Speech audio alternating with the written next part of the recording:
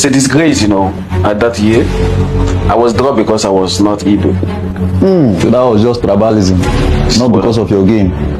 I was there for 3 months, and the guy came, I forgot his name. It's an Igbo guy. He just trained 1 week and they signed him. Professional contracts. Professional contract. Why you've been there for months? I've been there for months. Even him, I was his captain. Wow. They signed him, they didn't sign him. My goodness. And they say because you are from the north or something. A story is going viral. Moses Simon says he was dropped by Rangers years ago, not for his football, but because he wasn't Igbo. Painful words. But before this becomes the new truth about the Igbo people, let's look at the record. Rangers didn't stay silent. Their CEO, Amobi Ezeaku, came out and said it plainly. The club has never run on ethnicity, tribe, or religion, only ability. And here is the thing, that is not just a statement, it is backed by decades of history. Take Enyimba, Abbas' own pride, arguably Nigeria's most successful club ever. Who captained them? Augustine Oladapo, a Yoruba man. A Yoruba man wore the armband and was called Captain Fantastic. Not a footnote, not a token, the captain. And that is not a one-off.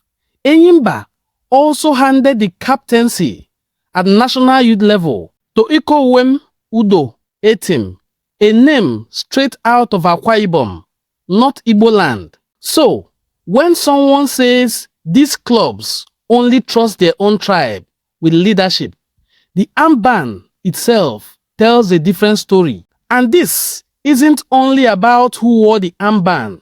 In 2018, with Rangers trailing 3-0 in the Federation Cup final, it was Ajani Ibrahim who rose for the header that dragged them back into the game. A comeback that ended in the trophy on penalties. At Enyimba, when the club clinched a record 8th league title in 2019, one of the goals on that historic night came from Abdulrahman Bashir. These weren't quiet appearances. These were players delivering in the moments that mattered most.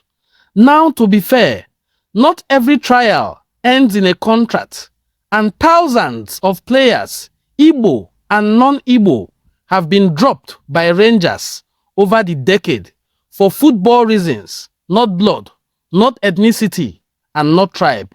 One man's painful memory can never cancel out that record, but it also doesn't erase his experience. Both things can honestly be examined. We are not here to attack Moses Simon.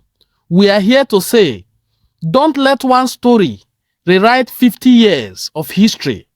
Enuani Cultural Forum stands for truth, and the truth is, the clubs were built in Igbo land, but has always been a place where all Nigerian players thrive.